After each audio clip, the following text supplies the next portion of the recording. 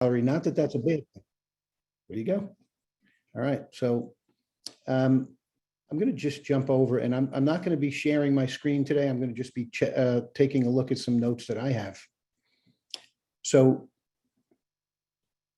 once again, thank you to Coach Glow. Thank you to all our MAYAPAC members. I so appreciate you having me. And I want to thank Gene Turman and Rob Genovese for joining us with the North Jersey chapter. I know that there are other chapters here too, so I want to acknowledge all of you.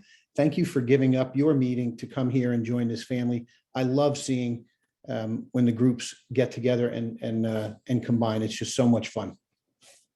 So what is connected leadership? Connected leadership is showing up both physically and emotionally to create an environment of unity, inspiration, and equality. You see others as they can be, and you work to lead through connection in order to elevate the group beyond the individual. Recently, during one of our regional board meetings, Rob Genovese introduced the idea of shepherding our chapters to serve the region. And this really got me thinking. Rob has a way of making me think. So thank you, Rob, for that. It inspired me to think about our families as the region, and perhaps this ideology could be used as a foundational principle at home and at work. And I call this connected leadership. Today, I'll share why I think it's not only a powerful idea for personal and professional growth, but I see it as a model to create stronger communities whose higher purpose is to serve in a cyclical way that's sustainable, enjoyable, and highly diverse. So my hope for you today is that you leave here with action steps to put connected leadership to work for your personal elevation, professional development, chapter growth, and so much more. One of the things we do as leaders is to uncover new ways to engage others. Imagine discovering a model for leadership that helped to cultivate the gifts in everyone around you.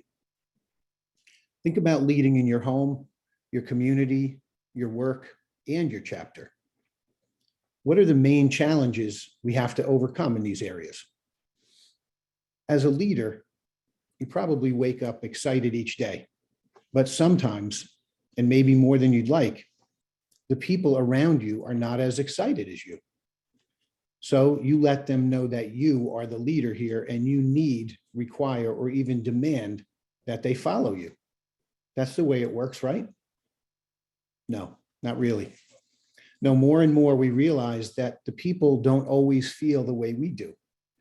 So what do? We judge them. We make excuses. We blame the pandemic, and we look outside for the problem. I want to share a story with you about a good friend of mine, community alchemist Lana Jelenjev, who created this methodology called the slider theory of engagement. In this theory, Lana explains that community engagement is based on a person's own rate, or their resources, attention, time, and energy available to them at a given point in their lives. So get that, rate, resources, attention, time, and energy. Understanding this, we can now become more aware of the ebb and flow of commitment from our people based on where they are on this wave. So if you've ever wondered why you're the only one doing fill in the blank, this theory is for you. After this talk, I want you to remember rate when you observe those around you. Each person on your team will have a finite level of the elements of rate available to them at any given moment. So can you be patient and understanding enough to work with them? Will you turn your own resources, attention, time, and energy toward elevating them when they need it? How can you be the shining example of connected leadership when you feel like the only one leading? These are some of the questions we all need to ask every day. And then just listen. Your inner voice will guide you forward. The leaders in this room, and the soon-to-be leaders too, are the best of the best, not only in master networks, but in all of our lives. But you weren't always this way. Something happened to bring you forward. Something elevated you to get you from observer to doer. someone moved you one day and you would never be the same. So our goal today is to find ways to move those around you to create the next generation of leaders. We all want to become connected leaders. So today we're going to look within for the solution. Today we're going to discover connected leadership. We are moving to create a community, no matter where we are, that has a heartbeat of unity. It beats as one organism, no one person weighing more than another, but rather flowing into and through each other with the singular goal to build connection. The energy of this organism emanates outward, attracting similar organisms to enable growth of the whole. And this energy nourishes, uplifts, and elevates the whole.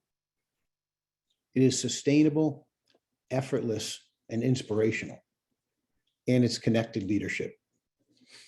As a connected leader, you see those around you as partners in the journey, whether they are spouses, significant others, children, chapter family, bosses, or coworkers.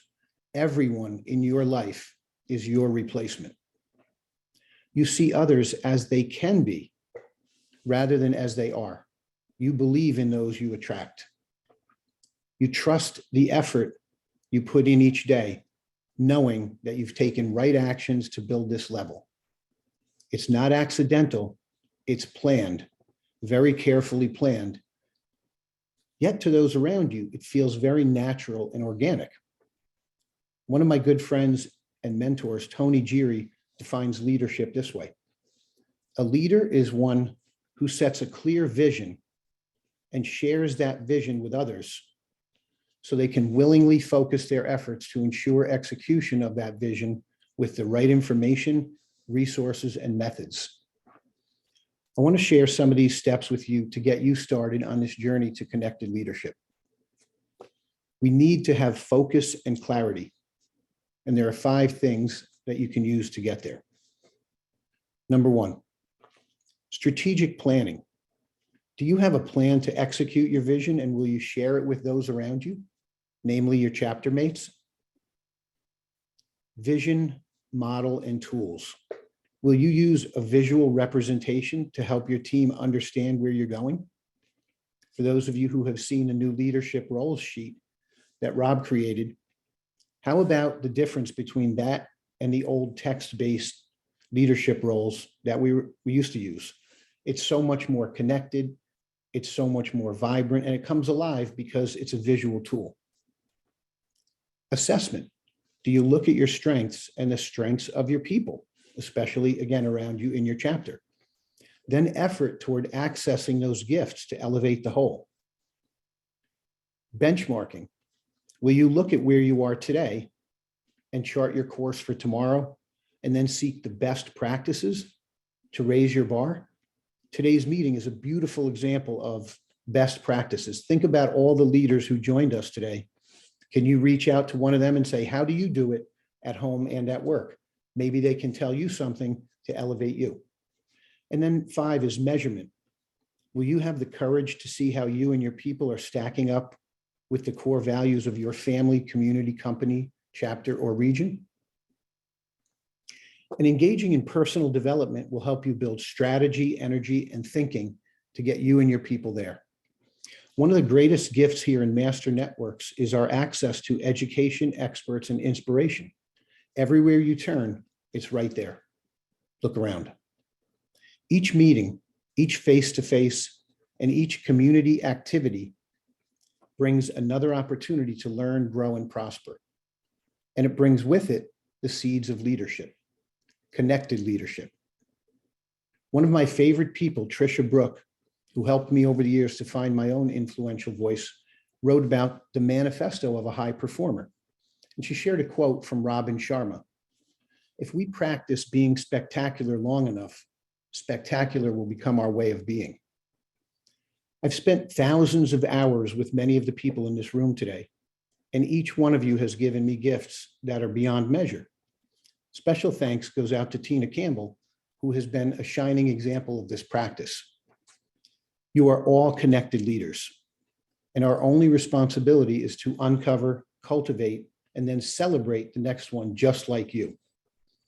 Let us go forth from this meeting and strive to connect with others, especially those people in your home, community, and chapter.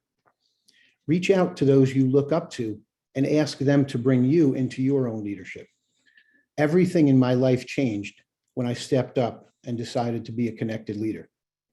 Without pushing and without demanding, the best of the best came to me like a magnet, and all I did was choose service over self. Put your hand out, lock arms with all your people, and ask them to step into connected leadership alongside you. Your families will thank you. Your community will thank you. Your chapter will grow from the seeds of shared effort. And everyone thrives when they share in the work of planting seeds and the harvest. Let's grow together. It's your turn now.